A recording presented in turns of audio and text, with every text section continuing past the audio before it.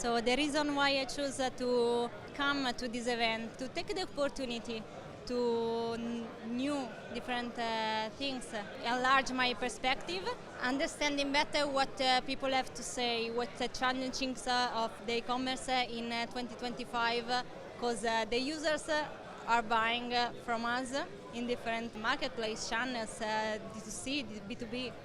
It's important to us to understand why we are challenging the same situation and how can we solve the needs of the user. So far, my best experience this evening is the panel that has been taken, since it was interesting to understand how different people were noticing different things the speaker was saying. Like, for example, I'm not from logistics. My aim is to have a better understanding of the challenges in e-commerce.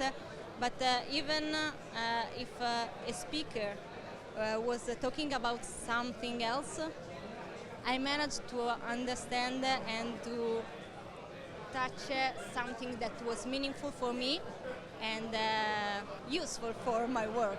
What are the cross-border challenges? I have to say, have a better understanding of the market. It's changing super fast, and the 2023 challenges were not the 2024 one. Now understand how can we solve the 2025 would be the one.